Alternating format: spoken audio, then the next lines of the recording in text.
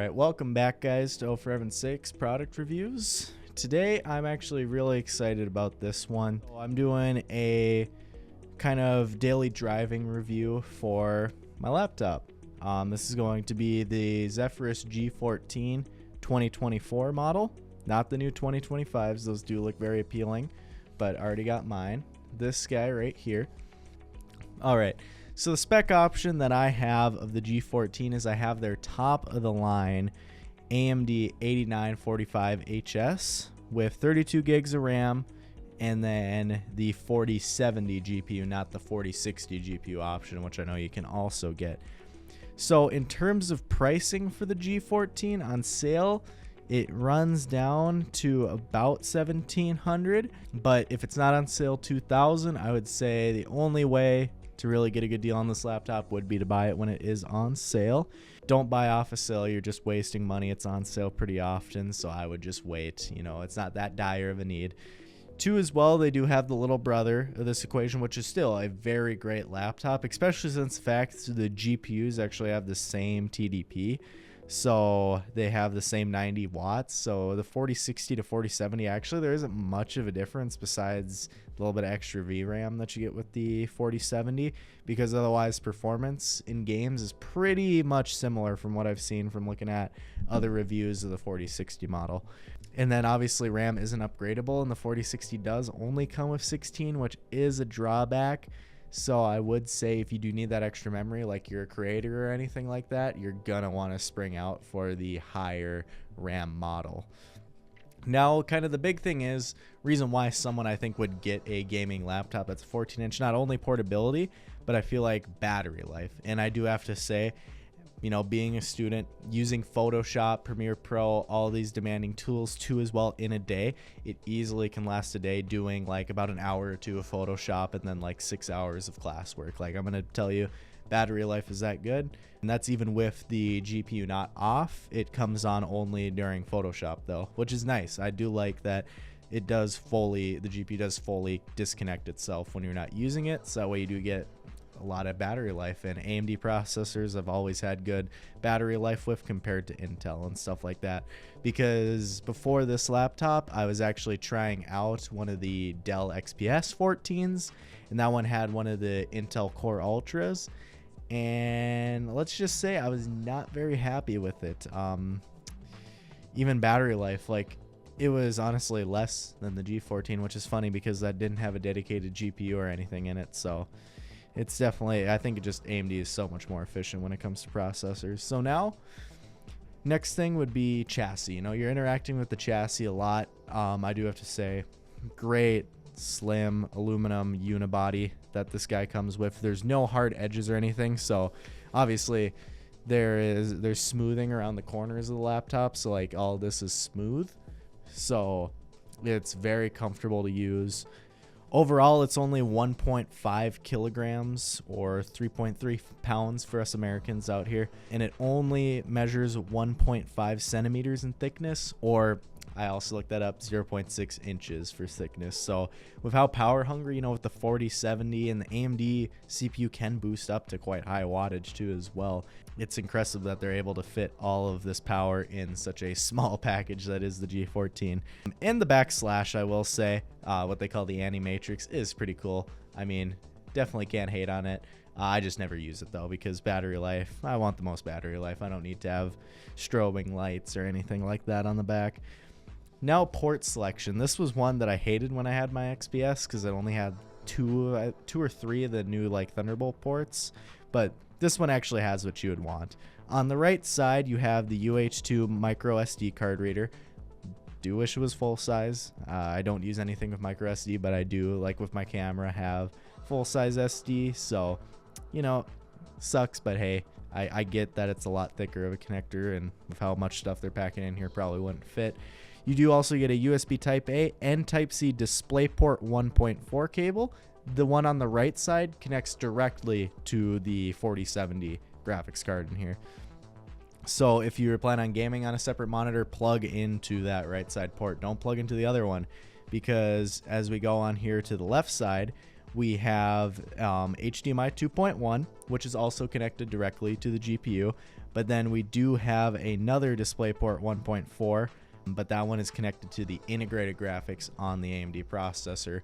So then you're definitely going to want to make sure to plug into the right one. And then too as well, the Type-C on this does support Power Delivery 3.0, and it is USB 4 compatible, so very high bandwidth on this. I love the I/O that they're able to provide while still keeping this thing thick. It's impressive, especially if, like I said, everything going to Type-C now these days. It's good to have options. I will say, even for like me, because like to run the mics that I'm running, I do have to use USB, and then this thing doesn't have Ethernet, and we use Ethernet here in the podcast room. I use up the 2 USB ports, and I don't have room for a mouse for when we're doing like gaming videos and stuff like that. So it does end up being a little rough, but you know, we get around it.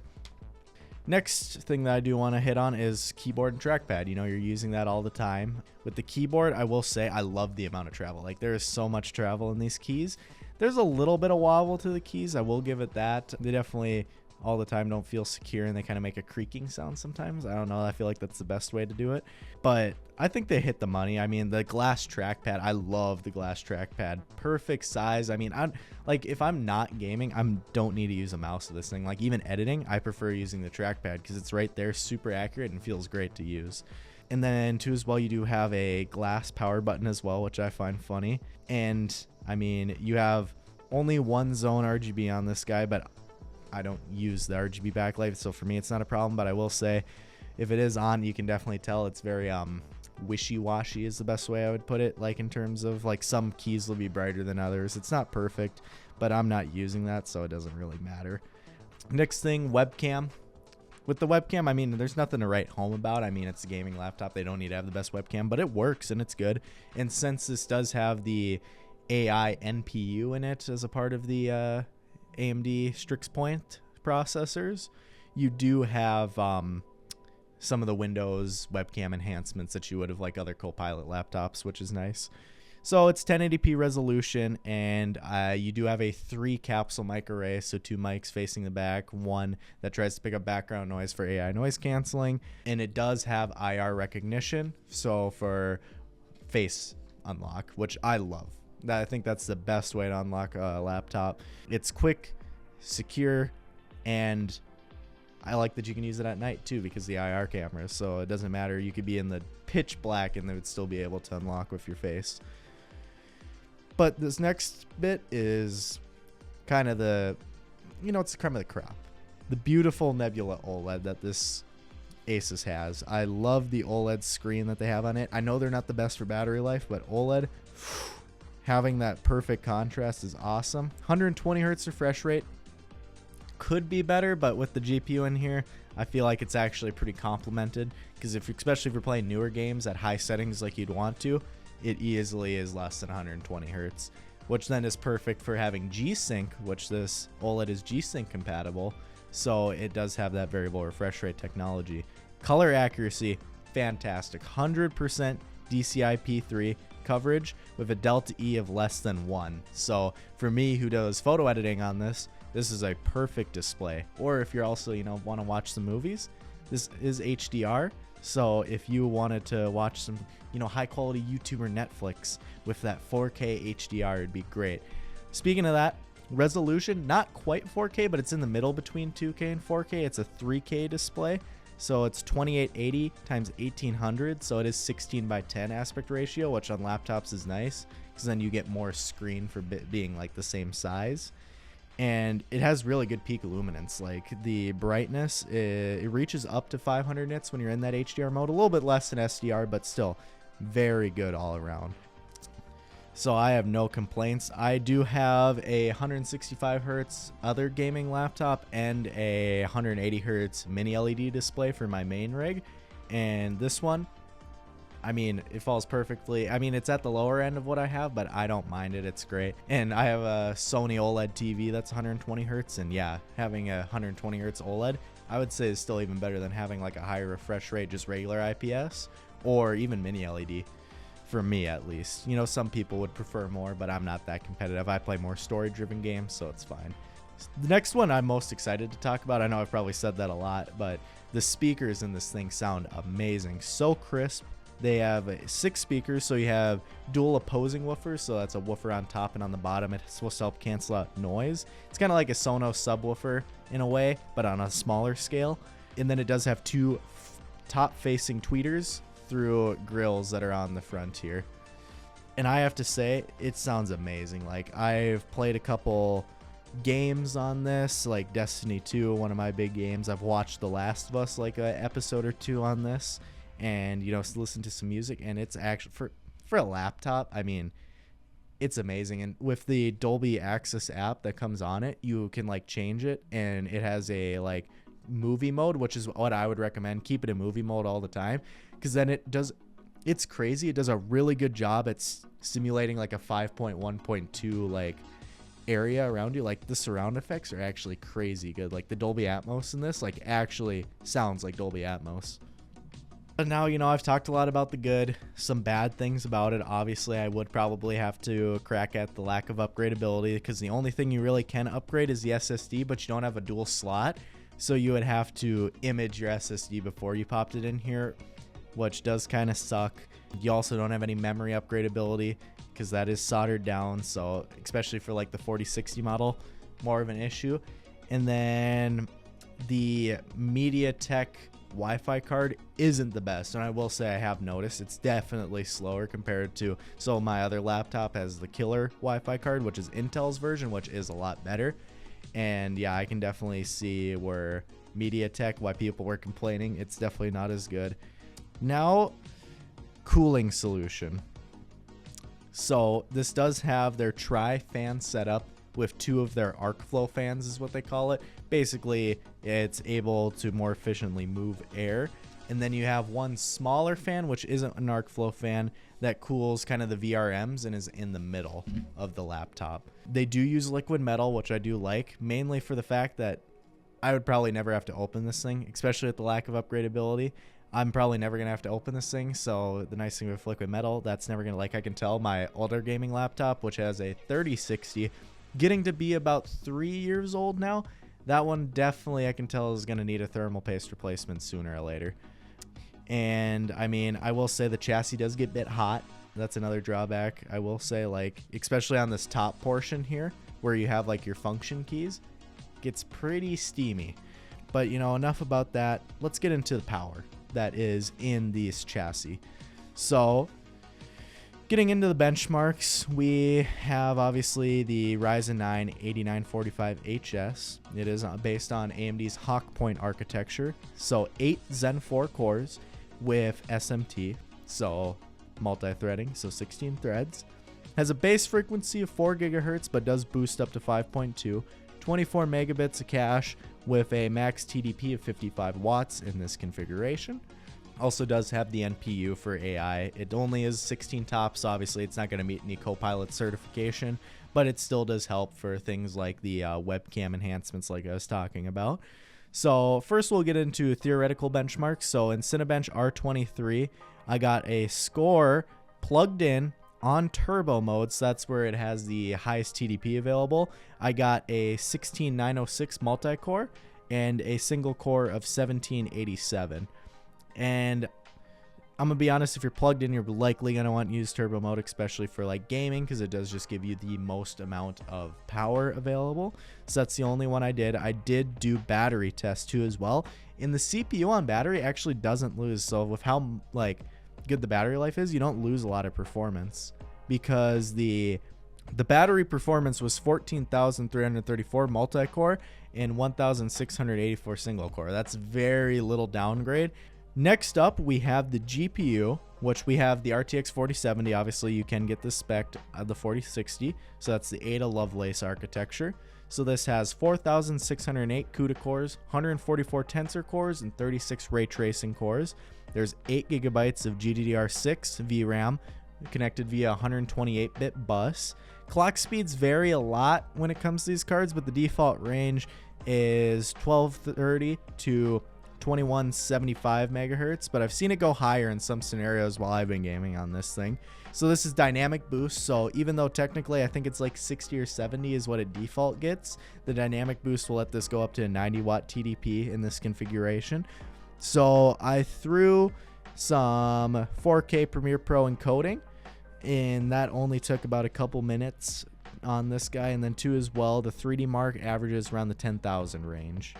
And obviously I did talk about the mux switch in this thing, so that's why it has such good battery life, because if you are not using the GPU is fully inactive, which is amazing. So you just have a lot more battery life and a lot more efficiency with that, and you still have the power whenever you need it. Alrighty, now what we've all been wanting to hear, gaming.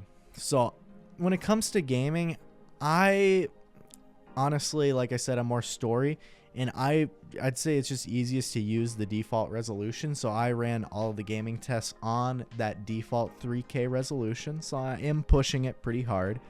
So the games that I did BeamNG, Fallout 4, FS22, and Portal RTX. Portal RTX just to see if ray tracing is really even capable on this thing. Hint, it's not. Very, very bad performance, I will say, when it came to Portal RTX. So what we got here, so first for BeamNG Drive, obviously mostly a physics-based game, so I thought it'd be good for that. I put it on the most graphically intensive map in BeamNG, which is West Coast, USA. All highest settings on this, without dynamic shadows. And we were averaging around 95 FPS with 1% lows of 73, so not horrible. And like I said, this is perfect for the saturation of this OLED display. I chose Fallout 4 next, just to kind of see what older games work on such a newer device. So I did ultra settings, obviously at that higher resolution, so everything cranked. I was getting about 92 FPS with 1% lows of about 65, so not bad at all. And then to show power of DLSS and newer titles, FS22, because it has all DLSS options. So, and Farming Simulator is surprisingly intense to run. I don't know, it's weird. So I did DLSS on performance, everything maxed out, and I was getting about an average of 65 with 1% lows of 40. And obviously, since this is an RTX card, with Portal RTX, with DLSS 3.5 with ray reconstruction on, we were only seeing about 30 FPS. That's what I'm saying. This thing is not a ray tracing gaming device. Obviously, you need to spend a little bit more for that, but still very solid results. And honestly, you're not going to be... Portal RTX is definitely a demo to really show off ray tracing. It's a lot more intense than even, I would say, Cyberpunk or something like that. So overall, I am very impressed with the size and power of this little laptop. Whether I need it for some simple office work or video editing, I just 100% feel for certainty that this has the power to get it done. And I will say, for anyone else out there that's going to get this, you're going to want to get G Helper. It's just basically a lower demand version of Armory Crate, which is already on there. It just uses less system resources and does the same job as Asus's Armory Crate. And I mean, you can do it. I recommend it, but you don't have to. I'm going to be honest, the difference is it's not a ton. Some people really stress it. It's not a big difference. So just go with what you want. But overall, guys, that has been my review of the Zephyrus G14 here. And thank you guys for joining me in another episode of O for Product Reviews. See you guys in the next one. Peace.